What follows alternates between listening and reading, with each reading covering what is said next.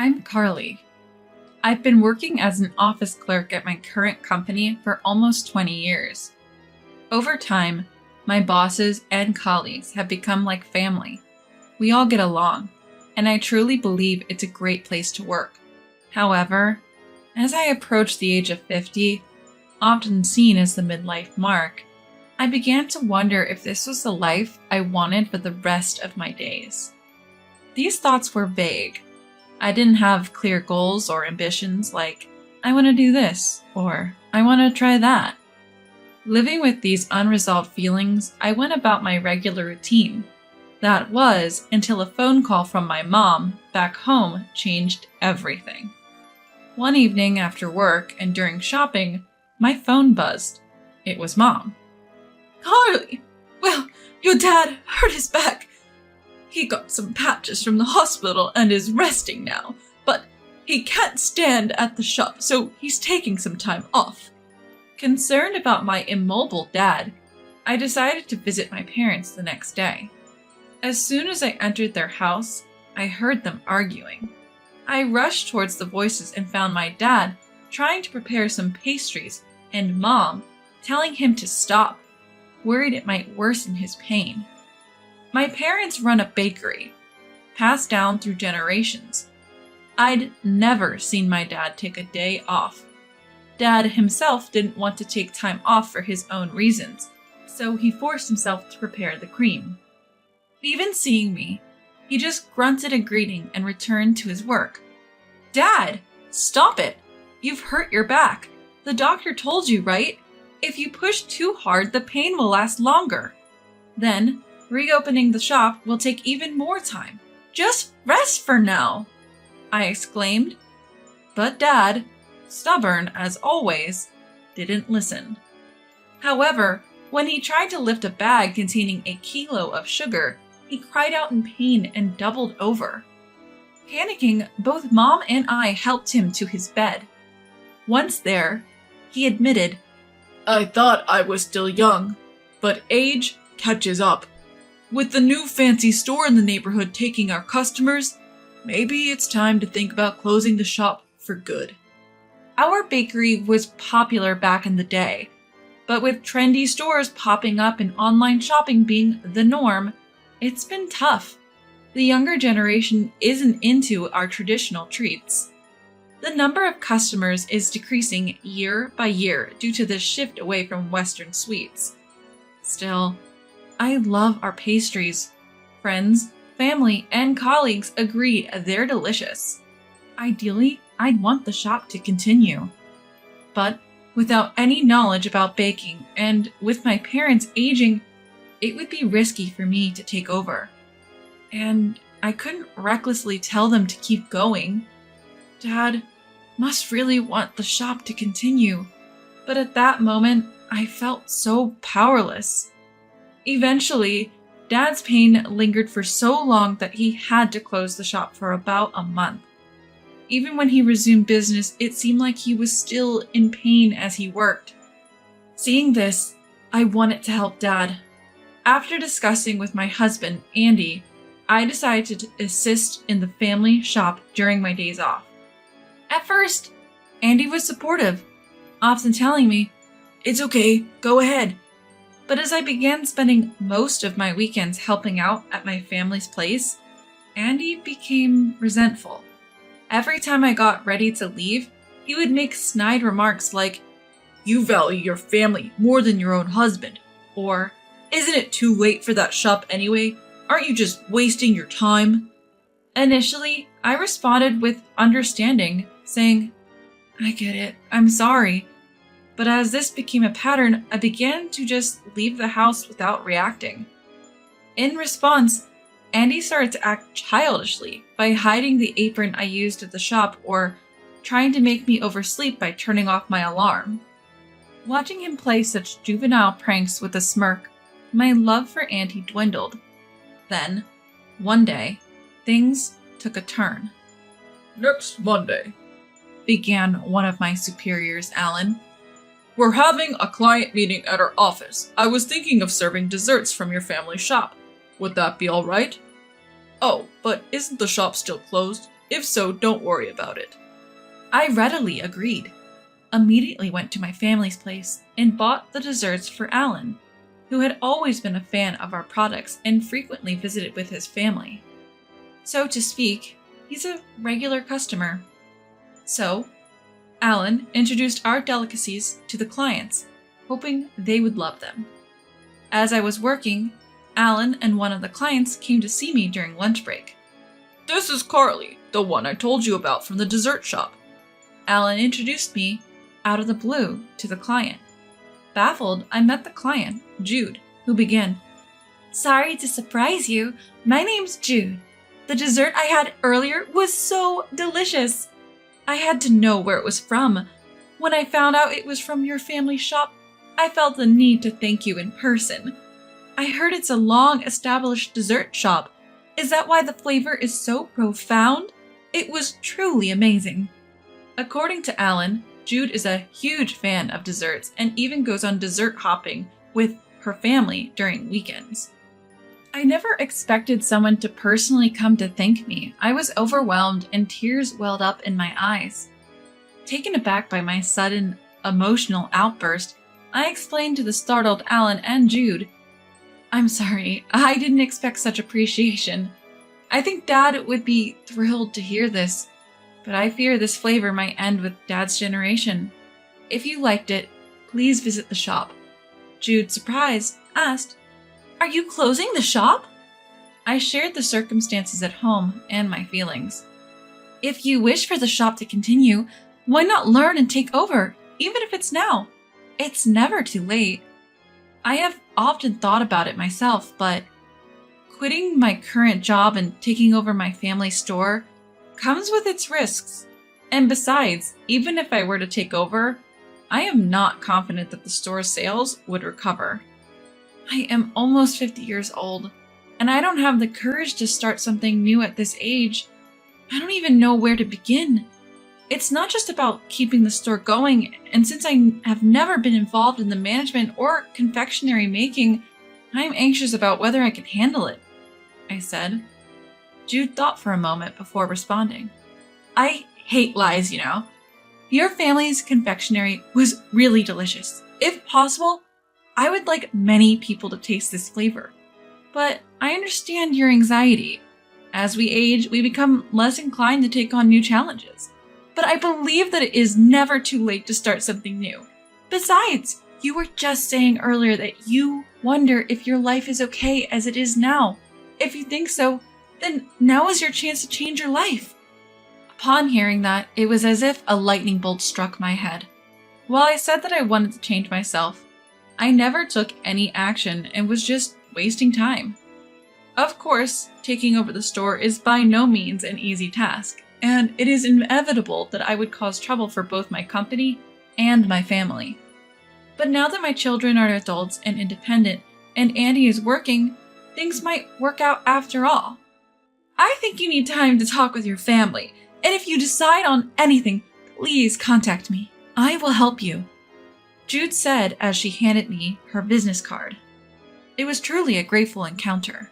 That night, I talked to Andy about what happened today and told him that I wanted to explore ways to revive our family's confectionery store. However, he responded with a mocking attitude. No way, you must be joking. Or are you trying to scam someone? There's no way that old and dirty store will become popular again. Besides, recently you've been using helping out as an excuse to neglect household chores. You should just give up and close the store gracefully, and you should just do the housework like you're supposed to," he said, laughing at the serious concerns I had confided in him.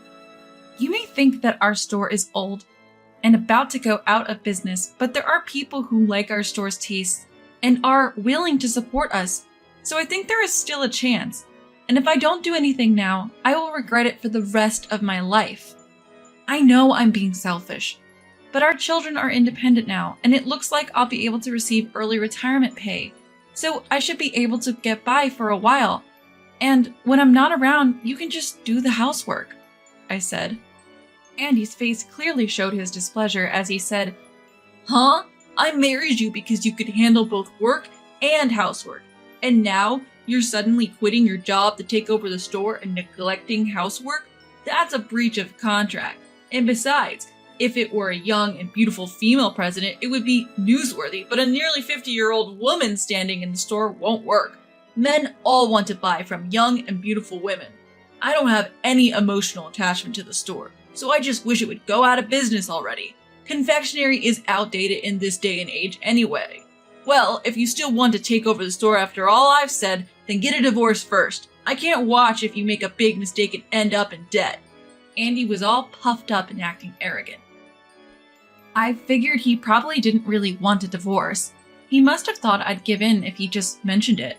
But when I said, "All right, bring the divorce papers then," he looked shocked, even though he was the one who brought it up. Of course, I had my doubts and fears, but after much thought, I was determined to take over the shop. And yet, right from the start, he shot that idea down, made fun of it, and in the end, hinted at divorce just to get his way. Such a narrow-minded man, no thanks from me. Later on, he embarrassingly yelled, "You know what divorce means, right?" I calmly replied, "You are the one who suggested it after thinking it through, right? I've thought about it and I'm fine with it. Bring the papers." Seeing the hit to his pride, Andy's face turned beet red. The next week, he really did bring the divorce papers, shoving them in front of me. "If you sign this, we are strangers. Are you sure about this?" I had made up my mind. Silently, I took the papers and signed my name. Perhaps he expected me to hesitate because he looked completely stunned. "Yes, we are now strangers. I'll submit these. Let's discuss the details through our lawyers," I said, grabbing my packed bags and leaving the house. I went straight to my parents' house and explained the divorce and its circumstances. They were both shocked and a bit angry. I think our marriage was doomed from the start with a man who, instead of being supportive, opposed everything and badmouthed me and my family. It was bound to break down. It might be late, but I still love the taste of our shop and want to continue it. I will study hard, so please let me join the business, I pleaded. Eventually, my parents agreed. Soon after, I filed the divorce papers. We divorced without any division of property or compensation. Until the end, Andy warned, "You'll regret this." But I simply replied, "If I regret it, it's none of your business." And we parted ways. Juggling work and the family business was challenging for me, from developing new products, introducing machines, managing costs, promotions, and various other tasks. There were moments I felt overwhelmed, but each time, Jude was there to help and support, introducing me to various business contacts, helping me stay afloat. Trying to increase our online presence through social media was tough since neither my parents nor I were familiar with it. But after months of consistent posting with the help of my daughter Layla, who is an expert in social media, we began to see an increase in likes. Still, Layla wasn't satisfied. She said we needed to go viral. When I asked her what that meant, she explained it's when something becomes a hot topic on social media. Wondering what could possibly make us go viral, I tried sharing our daily life, like preparing pastries and uploading videos of Mom reviewing them. While we did get likes, we were far from going viral, and I realized how hard it is to suddenly become a sensation. One day, while I was busy with office work, I got a call from Layla. I called her back during my break, and an excited Layla said, "Hey, Mom, the video of Grandpa the other day went super viral." Confused, I asked, "What do you mean?" It turns out a video of Dad interacting with a neighborhood dog was getting a lot of attention. People found the interaction between grandfather and the dog endearing, saying not only was the dog cute, but the joyful grandfather was even cuter. I never imagined he'd become famous this way, but thanks to that video, we started to attract younger customers, and Layla, sensing an opportunity, uploaded a short video of her dancing with Dad, which also became a hit. Our shop became more famous for Dad than our pastries, and we started to see customers occasionally asking for a photo with him. Later, we introduced adorable pastries themed around animals and plants, seasonal limited edition pastries, and even low-sugar options for health-conscious folks. As a result, our sales gradually but surely increased. When business started to pick up, I left my office job to focus solely on the bakery, actively participating in its management and pastry making. While I couldn't match the expertise of my skilled parents, I was genuinely happy to work alongside them in the shop. We also started mail order service, leading to orders from distant places.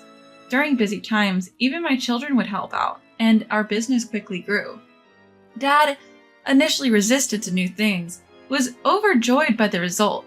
The last time the shop was this lively was when my own father was still alive. Carly, Layla, thank you so much. We're truly blessed to have such wonderful daughters and grandchildren, he said, bringing me to the brink of tears. After that, a local TV station found us through social media and offered to do a feature on us. We were also featured in a popular national magazine as the shop to watch. As a result, more and more customers started coming in, and just when things were starting to pick up, an incident occurred. It happened when I was tidying up the store to get ready for closing. About 15 minutes before closing time, a man rushed in shouting, "Is Carly here?"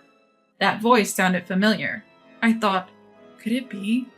And braced myself, only to see Andy saying, "Carly, how have you been? Saw you on TV the other day. Seems like you're making good money now. Man, I'm so proud." "What do you want?" I responded coldly, feeling uneasy. Andy then tried to lighten the mood. "You still mad about what I said back then? It was just a joke, right? But okay, I admit, I said it wrong. How about we forget about it and start over? I'll be your successor and help with the business. Sounds good?" I refused immediately, shocked at his proposal.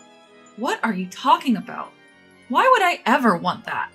You hurt me deeply back then, when I was truly struggling, and even suggested divorce. I'd never marry someone as petty as you, not even for all the money in the world. You said I'd regret my decision, but I don't. In fact, I'm better off without you. Plus, taking credit for your ex-wife's success is just pathetic. Let me make this clear. There's no way we're getting back together, and absolutely no chance. Now get out and never show your face in my shop again, I shouted, chasing him out with the broom. Andy, clearly not expecting to be thrown out, left yelling, "You'll regret this!" A few days after Andy's visit, there was an increase in false comments on our shop's social media. Accusations like, "This place used expired ingredients in their cakes," and "Their kitchen is filthy and infested with cockroaches. They serve desserts made in such conditions." Layla would always refute these claims, but then they'd quote her and make even nastier comments. Despite reporting these accounts, they'd come back using different profiles. Eventually, I decided to consult a lawyer. After some digging, we identified the culprit behind the false claims. As you might have guessed, it was Andy.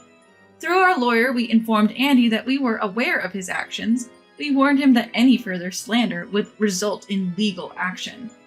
Subsequently, Andy deleted all his social media accounts and stopped making any comments. You'd think that was the end of it, but there was more to come. Though Andy stopped making negative comments on our shop's SNS, he apparently created fake accounts to continue his vendetta. Layla discovered this and showed it to me. Do you think this could be Dad? That's how we found out. There were posts bad-mouthing someone without naming names, but clearly referring to me. Among those posts was a melodramatic one saying, "Where did I go wrong in life?" It gave me the chills to think that a man nearing 60 would do something so petty. Layla captured screenshots of Andy's social media account and shared them. She then explained the baseless claims made by the individual, and our loyal customers rallied behind us. Making unfounded claims about unsanitary practices won't gain anyone's trust.